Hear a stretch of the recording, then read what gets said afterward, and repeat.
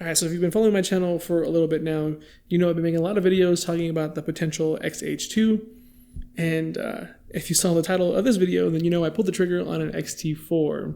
So let's talk about those reasons why I decided not to wait for this potential X-H2. Real quick, but first, let's go make some coffee real quick, because I'm trying out this whole getting up early thing, and it really does suck. I'm struggling just a little bit, so let's make a quick cup, and then we'll get into these reasons why I picked up the X-T4.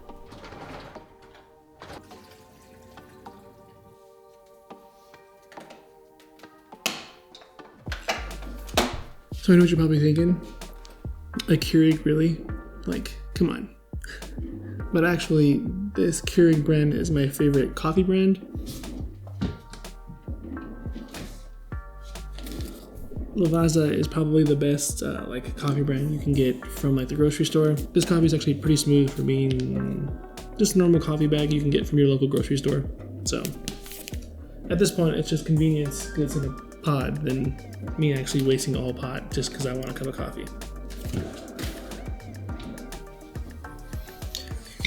Alright, so now that we got the coffee out of the way, we are talking about this guy right here.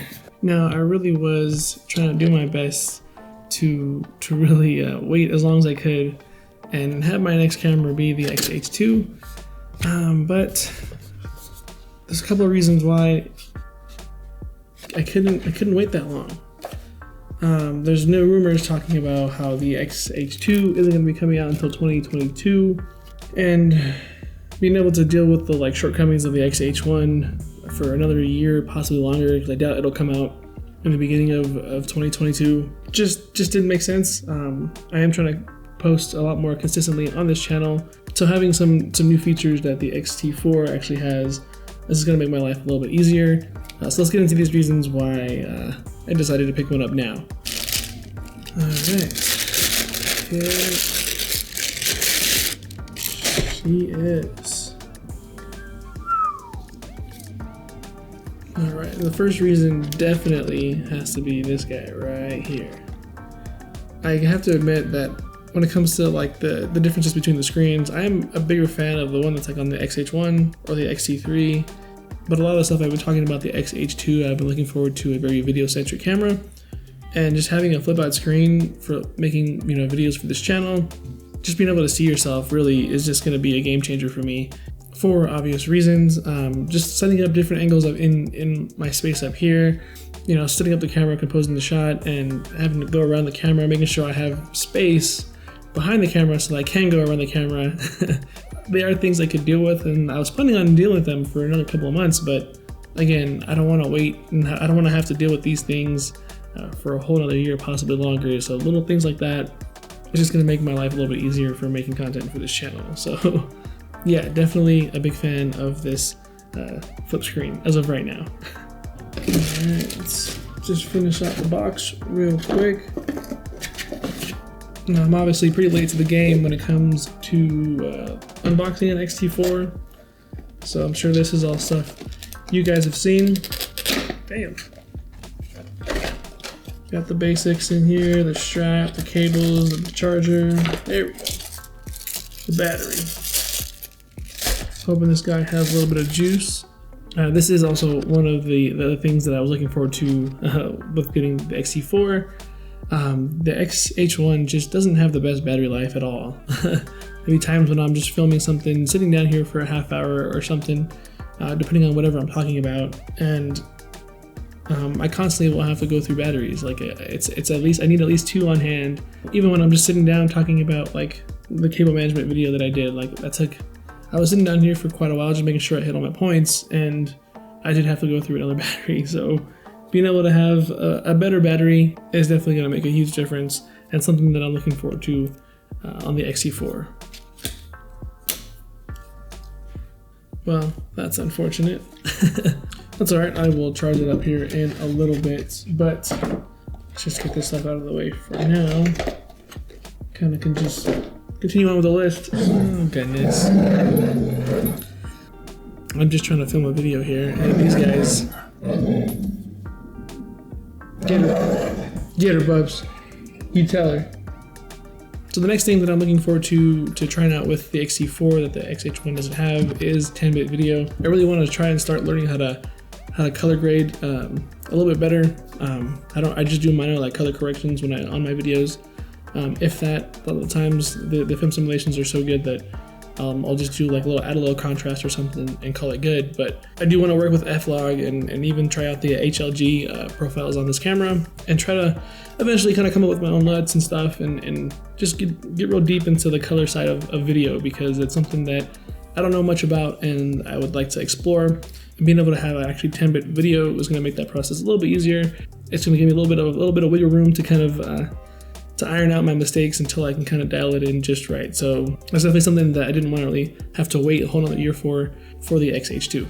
And the last thing has to be the film simulations that are going to be in this camera. The X-H1 is, I want to say, 2 or 3 years old now, and the last film simulation it has, I think, is Classic Chrome, which is one of my favorites. It's usually what I film in for my videos and what I usually shoot my photos in.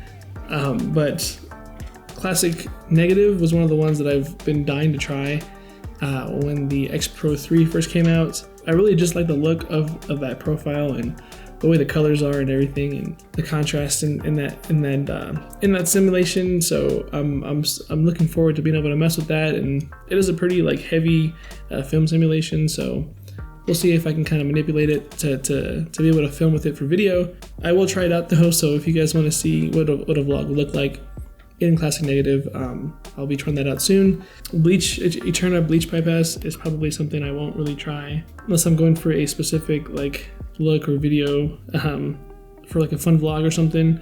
But I think there was one other one too, wasn't there? I wish I could turn it on and actually look. But Classic Negative is definitely the one I've been looking forward to. So I'm glad that it's actually going to be in this camera, and it's not something I have to wait for the X-H2. So, and I gotta say, one of the other things that I was looking forward to the most about this camera was the grip. I mentioned in my X-H2 video that I'm not the biggest fan of the grip on the X-H1. I know a lot of people are, but being able to just kind of clamp down on it like this, I'd say this grip is probably about the same size like with the aftermarket grip on my X-T20, and it's honestly the perfect size. I literally just clamp on like this and just walk like I could walk around shooting all day, just like this. So that's definitely something that I'm excited to be able to use, especially when I'm shooting street photography downtown. So we'll see how that goes as well, especially with the flip out screen. Being able to try to shoot low might make it a little bit more obvious, but we'll see. I definitely plan on putting out a few more street photography videos, so they will be with this camera very soon. That's about it, guys. Those are my main reasons why I pulled the trigger on the X-T4. Again, just waiting over a year for the X-H2 is just going to be dreadful, to say the least. So this is definitely going to get me by. It's going to make filming these videos a lot easier for me. Let me know what you guys think, if this was a dumb decision, if this was a great decision. If you guys are X-T4 users as well, let me know some tips and tricks that you guys love about your camera that I should know about.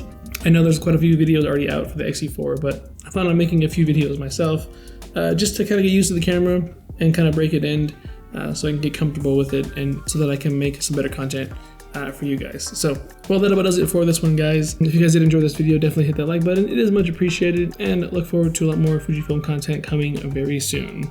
That's about it. I will see you guys in the next one. Later.